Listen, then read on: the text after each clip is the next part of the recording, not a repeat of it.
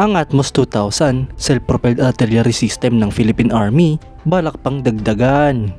Ito nga po mga idol, ang pinakamodernong artillery system na meron ng ating bansa.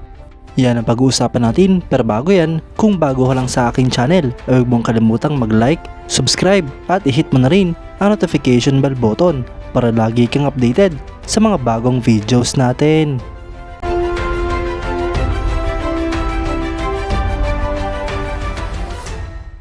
Dahil nga po ang Philippine Army mga idol ay bumili ng dose-dosenang precision-guided 155mm artillery rounds bilang parte ng capital outlay expenses ng 2023, ay hindi nga po maalis sa isipan ng sambayanang Pilipino ang kagustuhan na madagdagan pa ang mga units ng Atmos 2000 ng ating bansa. Dahil nga po nagugustuhan na ng Philippine Army ang mga self-propelled artillery system na ito, ay siguradong babalakin pa ng ating bansa na bumili ng mga karagdagang units nito.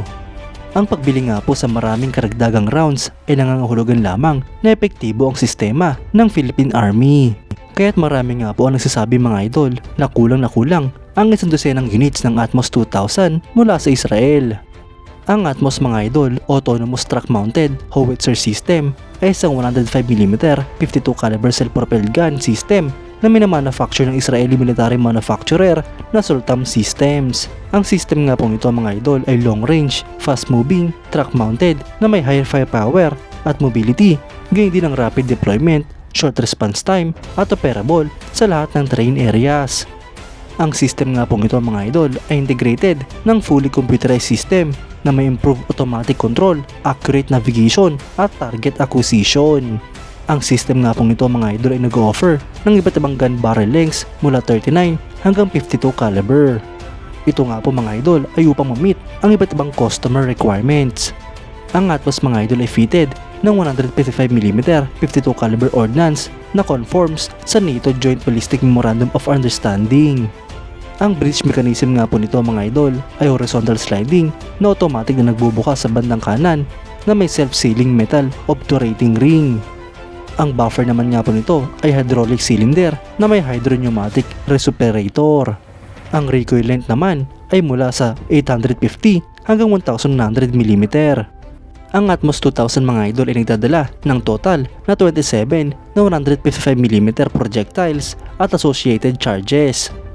Ito nga po ay kayang i-operate ng 4 na crew na binubuo ng 2 loaders na nakaposisyon sa magkabilang side sa bandang hulihang bahagi ng Atmos 2000. Ang system nga pong ito ay nagpo-provide ng rate of fire sa pagitan ng 4 hanggang 9 rounds per minute. Ang development nga po ng Atmos 2000 mga idol ay naganap noong late 2001 noong ang Sultam Systems ay naglabas ng detalye para sa latest version ng Atmos 2000 na existing na noong panahong iyon. Sa kaparehong panahon ay nireferred nga rin po ang 155mm self-propelled wheeled gun. Ang Atmos mga idol ay dinevelop bilang private venture at layuning i-export sa ibang mga bansa. Ang wheeled self-propelled guns mga idol ay kadalasang mas mura na bilhin kung ikukumpara sa mga truck counterparts nito. Meron nga po itong lower life cycle cost at mas madaling i-operate at i-maintain. Idagdag pa nga po natin dyan mga idol na meron itong mas magandang strategic mobility at hindi nagre-rely sa heavy equipment transporters. Noong late 2001 mga idol, ang system na ito ay nakapagpaputok na ng mahigit sa 1,000 rounds. Ang mga current military operators nga po nito mga idol ay ang Azerbaijan na may 6 systems, Botswana na may 5, Cameroon na may 18, Pilipinas na may 12, Thailand na may 24, Rwanda na mayroon 3, Uganda na may 6, Zambia na may 6, at Denmark na may 18 systems. Habang feature operator naman nga po nito ang Colombia at Israel. Potential operator naman ang Brazil, Poland, Romania at United States.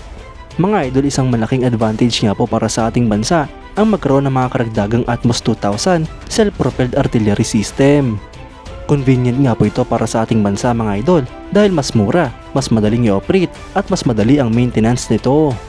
Bukod pa dyan mga idol ay unti-unti na rin gagawing moderno ng Atmos 2000 ang artillery system ng ating bansa. Papalitan na nga po nito ang mga asset ng Philippine Army na bumibilang na ng ilang dekada. Kayo mga idol, anong masasabi nyo? Comment down below for your thoughts and opinions. At yan nga lang po ang pag-uusapan natin ngayon mga idol. Maraming salamat sa panonood. Huwag nyo rin kalimutang mag-like at subscribe bilang suporta sa ating channel. Mabuhay kayo mga idol!